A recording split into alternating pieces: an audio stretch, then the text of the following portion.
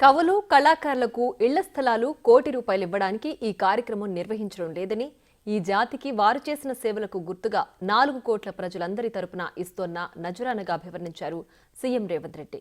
ఇదొక వ్యక్తి కోసమో కుటుంబం కోసమో వచ్చిన తెలంగాణ కాదని, ప్రజలందరి తెలంగాణ అని, అందుకే సచివాలయ నడిబొడ్డున తెలంగాణ తల్లిని మనం ఈవేళ ఆవిష్కరించుకున్నామని, వచ్చే రోజుల్లో ఈ తెలంగాణ తల్లికి సంబంధించి ఎలాంటి వ్యతిరేక చర్యలున్నా చట్టపరంగా వెళతామని హెచ్చరించారు సీఎం రేవంత్ రెడ్డి.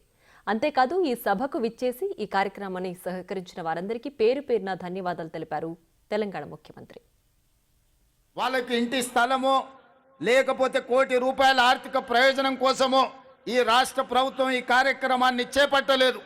4 కోట్ల తెలంగాణ ప్రజలు మీ త్యాగాన్ని, మీ సర్వం వడ్డడం వల్ల ఈరోజు తెలంగాణ రాష్ట్రం వచ్చింది. అందుకే ఈ రాష్ట్ర ప్రభుత్వం మిమ్మల్ని గుర్తిస్తుంది, గౌరవిస్తుందన్న సంకేతాన్ని ప్రపంచానికి అందించడం కోసమే ఈరోజు ఈ కార్యక్రమాన్ని తీసుకున్నాం.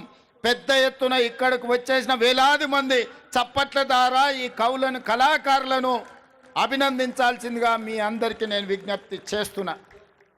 కొద్దిమందికి బాధ ఉండొచ్చు, ఆవేదన ఉండొచ్చు, దుఃఖం ఉండొచ్చు. మా ఆలోచనలు, మా కుటుంబ గుర్తింపు, మా రాజకీయ పార్టీ మనుగడకు ఈ నిర్ణయాలు ప్రమాదకరంగా మారుతున్నాయని అనుకోవచ్చు. కానీ ఒక వ్యక్తి కోసమో, ఒక కుటుంబం కోసమో, ఒక రాజకీయ పార్టీ కోసమో తెలంగాణ రాష్ట్రం తెచ్చుకోలేదు. 4 కోట్ల తెలంగాణ ప్రజలు ఏ స్వేచ్ఛ కోసం, ఏ ప్రజాస్వామిక పరిపాలన కోసం, ఏ బహుజనుల యొక్క ఆత్మ గౌరవాన్ని ప్రపంచానికి చాటి చెప్పడం కోసమే ఈ తెలంగాణ రాష్ట్రం తెచ్చుకున్నాం. అందుకే తెలంగాణ పరిపాలన గుండెకాయ లాంటి సచివాలయంలో ఈరోజు తెలంగాణ తల్లిని మనం ప్రతిష్ఠించుకోవడం జరిగింది. రాష్ట్రంలో ఆనాడు అవమానాలు ఎదురైనాయి. తెలంగాణ రాష్ట్రంలో నిర్లక్ష్యానికి లోనైనం.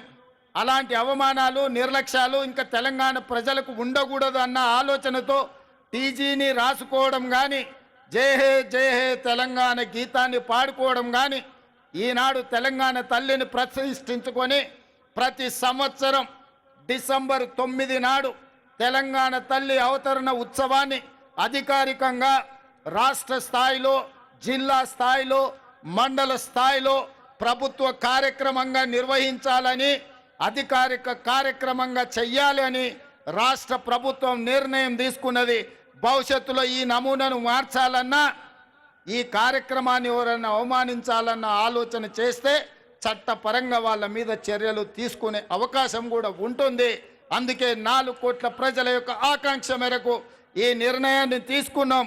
రాజకీయ పార్టీ పరంగా ఈనాడు పార్టీ అధ్యక్షులు మహేష్ కుమార్ గౌడ్ గారు పిసిసి అధ్యక్షుడిగా ఈ కార్యక్రమంలో పాల్గొని పార్టీ కార్యక్రమాలను కూడా ముందుకు తీసుకెళ్లాలని, శాసన మండలి సభ్యులుగా వారు ఈ అంశాన్ని ప్రజల దగ్గరికి తీసుకువెళ్లాలని, శ్రేణులను స్ఫూర్తిని నింపే విధంగా ముందుకు నడిపించాలని, ఈ కార్యక్రమంలో వేలాదిగా పాల్గొని ఈ కార్యక్రమాన్ని విజయవంతం చేసిన మీకందరికీ మనస్ఫూర్తిగా ధన్యవాదాలు తెలియజేస్తూ మీ అందరి దగ్గర సెలవు తీసుకుంటున్న మిత్రులారా, ధన్యవాదాలు.